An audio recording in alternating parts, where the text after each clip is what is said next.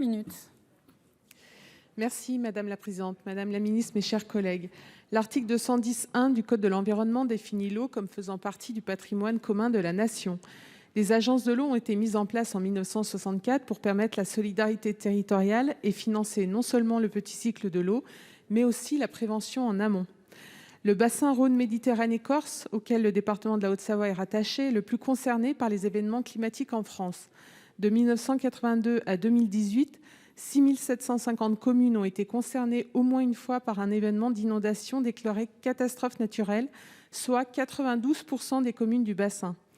La multiplication de ces catastrophes climatiques justifie que des crédits exceptionnels puissent être mobilisés pour permettre des reconstructions dans les départements sinistrés, mais le budget de l'agence de l'eau en charge de ce comité de bassin est alors très sollicité dans un contexte général où les capacités totales annuelles d'intervention de l'agence sont en baisse de plus de 15 % par rapport à la période 2013-2018.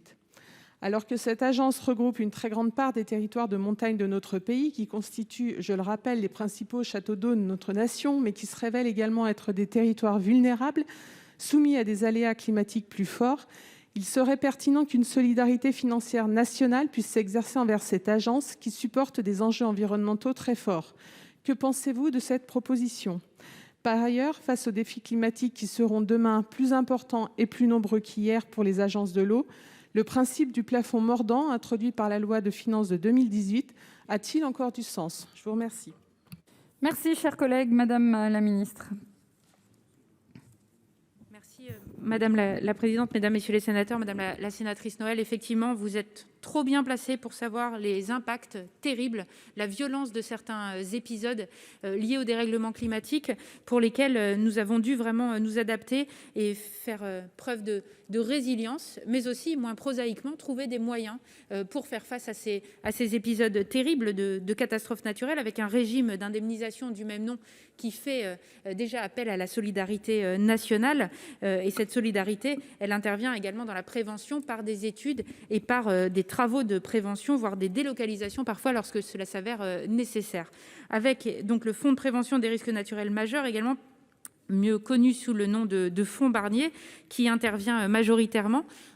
En 2 ans, ces crédits ont augmenté largement de plus de 70%, passant de 131 à 235 millions d'euros en 2022, dont une enveloppe supplémentaire spécifique post-Alex de 30 millions d'euros en 2022. Alors sur votre bassin et votre agence de l'eau Rhône-Méditerranée-Corse, effectivement, votre agence a largement contribué également au financement des travaux de réparation, des systèmes d'assainissement, des réseaux d'eau potable, des réseaux collectifs d'irrigation ou encore de la restauration de cours d'eau. Elle apporte donc largement son concours avec 25 millions d'euros par exemple prévus pour les travaux faisant suite à l'après Alex. Et en matière de solidarité nationale vis-à-vis des agences de l'eau, un rééquilibrage des recettes entre les différentes agences a eu lieu déjà lors de la préparation du 11e programme, fonction effectivement de notre expérience sur ces différents bassins. Des mutualisations interagences ont également eu lieu. Et nous avons effectivement ce regard et une attention toute particulière dans la définition des 12e programmes pour faire face effectivement à cet équilibre et à cette solidarité nationale. Merci. Madame la sénatrice, vous avez 20 secondes pour répliquer. Merci Madame la Ministre pour cette réponse. Je crois que vous n'avez pas répondu à la question des plafonds mordants. S'agissant de la première partie de la question, là encore j'ai conscience des mécanismes de péréquation qui existent, mais ceux-ci se révèlent fortement insuffisants, encore une fois, pour cette agence de l'eau qui supporte des intérêts extrêmement stratégiques qui vont bien au-delà de son territoire et qui bénéficient à l'ensemble de la nation. Merci. Madame la Ministre, vous voulez répondre à cette question ? J'y ai répondu précédemment à de nombreuses reprises. Vous le savez, nous avons à la fois besoin de maîtriser les contraintes et la pression fiscale sur les ménages français. Dans le même temps, ce besoin de monter en puissance en termes de financement. Un rapport dont je salue la teneur du sénateur Richard ici présent et du député Gerty qui éclaire ces réflexions qui doivent être mises en partage, et je me tourne vers le sénateur Guenet qui était là un instant. Je crois que nous ne pouvons qu'envisager ces réflexions sur la fiscalité que dans le cadre d'une réflexion beaucoup plus globale qui a ses incidences aussi sur la fiscalité des collectivités. Nous ne pouvons réaborder ce problème que par le prisme des agences de l'eau. Nous devons avoir une réflexion beaucoup plus large. Et ces réflexions, je n'ai pas souhaité les porter et apporter une solution clé en main que nous n'aurions réfléchi qu'au sein du ministère de la Transition écologique, sans effectivement avoir cette vision globale avec les différentes collectivités.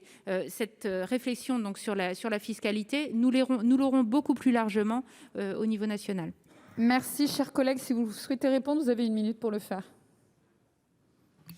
Oui, je ne pensais pas vraiment à réévaluer les cotisations demandées aux particuliers. Pour ma part, je pense plutôt que ce que l'État a pris aux agences de l'eau pour financer l'OFB, eh bien, ce n'est absolument pas normal. Et c'est là-dessus qu'on devrait revenir, parce que l'eau paye l'eau, et l'OFB n'est pas concerné par les cotisations de l'agence de l'eau.